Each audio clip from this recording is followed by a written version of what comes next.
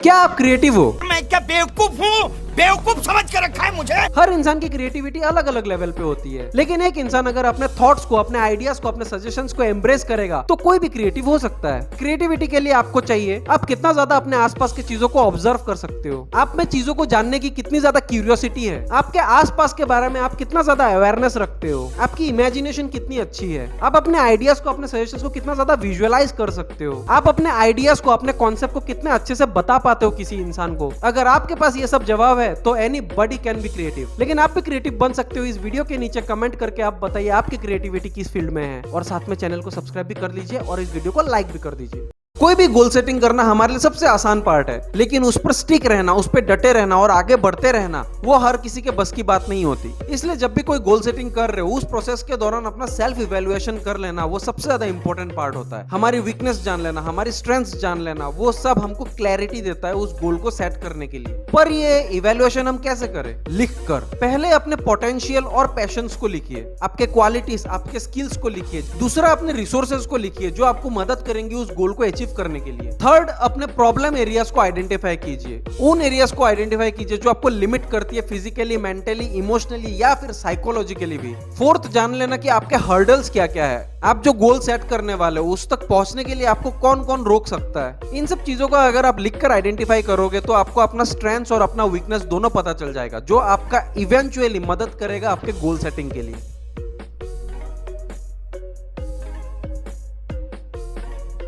एक बार एक मुर्गी ने और एक हंस ने अंडे दिए, जिसमें से एक चिकन और एक डकलिंग निकली। दोनों ही एक साथ में पले बड़े। एक दिन डकलिंग ने कहा मैं घूमने जा रही हूँ। चिकन ने भी बोला मैं भी जा रही हूँ। फिर डकलिंग बोली मैं कीड़े खाने जा रही हूँ। चिकन ने भी सेम जवाब दिया, हाँ मैं भी जा रही हूँ। फिर डकलिंग ने बोला मैं अभी नदी में तैरने जा रही हूँ। चिकन ने भी बोला हाँ मैं भी तैरने जा रही हूँ।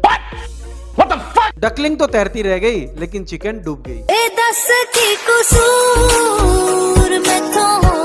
बिना सोचे समझे अगर आप किसी को कॉपी करोगे, बिना सोचे समझे अगर आप किसी को फॉलो करोगे तो वो आपको बहुत बुरी तरीके से बैकफायर कर सकती है। अपने स्ट्रेंथ्स, अपने वीकनेसेस को ना जानकर दूसरों की तरह अगर इमिटेट करने लग जाओगे, जो लोग कर रहे हो वो आप अगर करने लग जाओगे तो आप मुंह के बल गिरोगे। Of course exceptions are always there, इसलिए पहले अपने स्ट्रेंथ्स और वीकनेसेस को समझिए। अगर किसी चीज को करने के लिए रिक्वायर्ड स्किल्स नहीं है तो उन स्किल्स को एक्वायर कीजिए पहले, उसके बाद जाकर आप कोई एक्शंस लीजिए। अपने लिए अप्रोप्रिएट और मीनिंगफुल गोल कैसे सेट करें? सबसे पहले your goal should be smart. आपका गोल क्या है, आप क्या चाहते हो, वो एकदम स्पेसिफिक होना चाहिए, वो भी इन डिटेल्स में। आपका गोल मेजरेबल होना चाहिए, जिसका आप प्रोग्रेस रिपोर्ट मेजर कर सको, इवेल्युएट कर सको। आपका गोल अचीवेबल होना चाहिए, जिससे मेहनत करके शिद्दत से उसको अचीव किया जा सकता हो। आपका गोल रियलिस्टिक होना चाहिए, ना कि कोई ख्याली पुलाव। और आपका गोल टाइम बाउंड होना चाहिए, एक सेट टाइम ड्यूरेशन आपको पुश करेगा, आपको एक सेंस ऑफ अर्जेंसी देगा। जब आप आपका स्मार्ट गोल सेट कर लोगे तो आपको 3A प्रिंसिपल को हिट करना है। एक्सेप्टेबिलिटी। क्या आपका सेट गोल सच में आपके लिए एक्सेप्टेबल है, या आप किसी और को देख के इंस्पायर होकर आप उस चीज को करना चाहते हो? अफोर्डेबिलिटी। क्या आप इस गोल को अफोर्ड कर सकते हो? क्या आपके पास वो रिक्वायर्ड रिसोर्सेस है उस गोल को अचीव करने के लिए? अचीवेबिलिटी। आपने जो गोल सेट किया है उसके लिए जो अपने टाइम बाउंड सेट किया हुआ है, उस टाइम ड्यूरेशन के दौरान क्या वो गोल अचीव करने लायक है, क्या वो पॉसिबल है? ये सब सवालों का अगर आपके पास जवाब है, तैयार हो अपने गोल्स को अचीव करने के लिए।